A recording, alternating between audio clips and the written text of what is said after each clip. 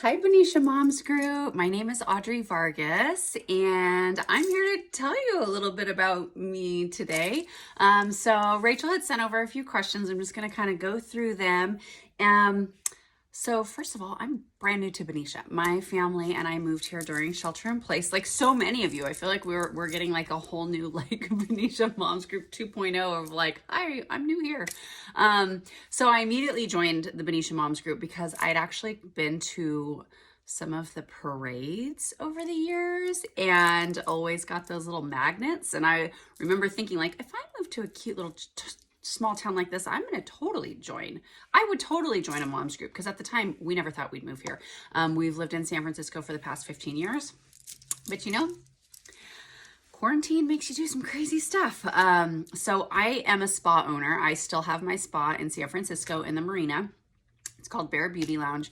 My husband works for a company called TRX. It's those black and yellow straps that you see hanging down from most gyms. Some people teach classes, some personal trainers use them. You can use them for push-ups, pull-ups, all thousands of different exercises.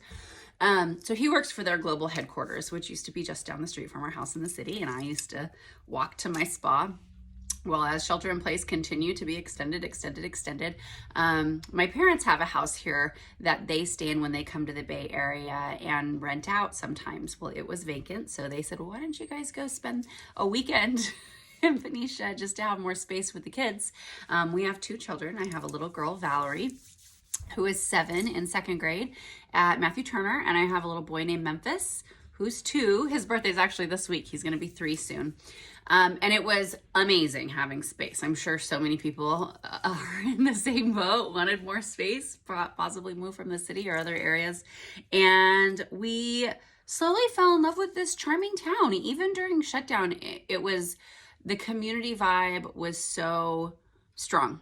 And that was something that we had lived in our flat in the city for the same place for 14 years, and we did not have that. We did not have that community feel. I mean, we were very close with a handful of neighbors and with our community through work, but it just was not the small town vibe, and we didn't really ever think we wanted that. And once we were here, we were like, wow, do we miss what we used to have? And we didn't. And so we pulled the plug, and we live here now. So hi, neighbors.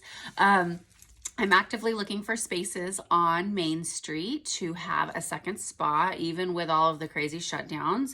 My partner and I have been able to allow our business to survive. We are coming up on our 10-year anniversary in the spring, and very much moving forward as optimistically as we can that we will make it out of this. But I know there's been many people in our industry that have not. I'm a spa owner. I am also an esthetician, but I really wear that business owner hat more often, and really play more of a mentoring role. I do speaking engagements at spa conferences. I do a lot of advocacy work in the clean beauty sector. That's kind of like a broad, kind of foggy term in this day and age. I, like probably so many of you for years, were like, clean beauty, like there's not toxins in our products. That's not a thing. That was me 100%. I did not think that I thought this was hippie granola propaganda. I didn't really want any part of it. But I become when I became a mother, and you start having those thoughts of like, if this isn't safe for me when it's pregnant, why is it safe for me otherwise? And turns out many things aren't. So anyways, I spend a lot of time going to local government agencies. I've met with Kamala Harris's office, worked with Dianne Feinstein's, Barbara Boxer, Nancy Pelosi, so many, that's our local California government over the years, have also made a few trips to Congress to tell our story and really advocate for cleaner, safer laws around personal care products. It's not just the spa, fancy serums and potions and stuff. Yes, the professional treatments and products, but really what we're using every day, our sunscreens. We helped, just recently, I helped to pass a law in Hawaii, taking out chemical sunscreens, oxybenzone, octinoxate, a couple of the worst ones that are also proven to be killing the coral reef. So really just smarter, more common sense laws in place is what I'm working towards in that realm. And to help people realize that, what I do is it's like a clean beauty mentor. I help people, I do free consultations. I help you look at your products, see one, if what you're using you love and it's safe for you, bravo. I'm going to add it to my list of possible recommendations I make for people. But oftentimes what happens to be the case is, oh, I use lots of natural products. I do all the things. And then we go and I help you read the labels and learn how to read the labels. And turns out certain things, there's carcinogens, there's endocrine disruptors, there's things that are linked to immunotoxicity that we're using on us and our kiddos. And so I just really help people learn how to read their labels and make safer choices for them and their family. When I'm not in the spa. I also hold public educational events at the spa, which has turned to Zoom.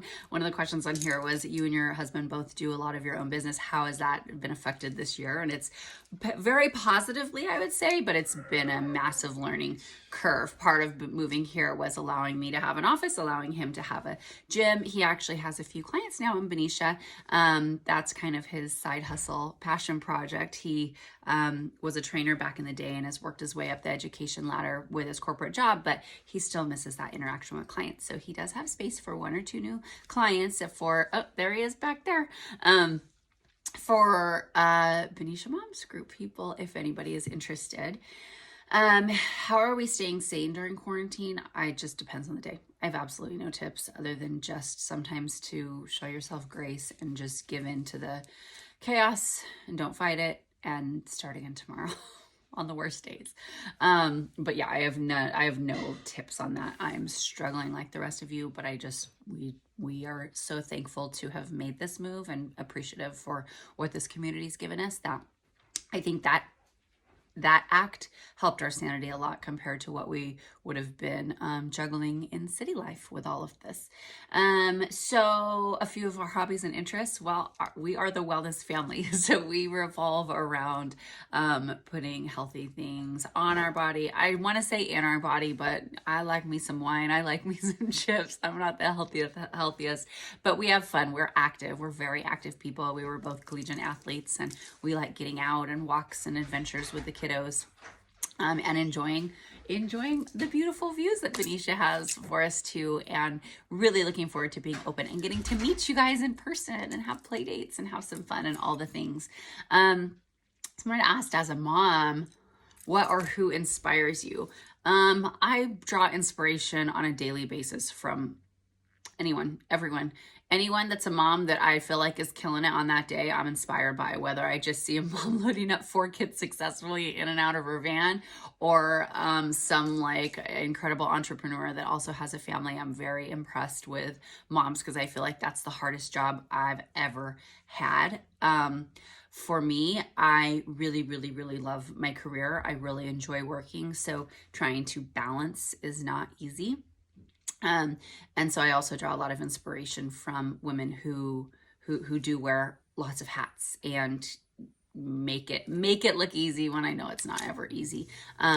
Greg Renfrew is a CEO that I'm massively impressed by. Rachel Hollis, I really like her. Jen Hatfield, those are a couple people that I'm always like drawn to, reading what they put out, reading articles about them, reading their books. So I think that's kind of all the questions. I hope to be opening a spa within the next 12 to 18 months. Yeah, it's really far away. And I hope to be able to meet some of you guys soon. Thanks so much for listening, and thanks for asking me to share. Bye, guys.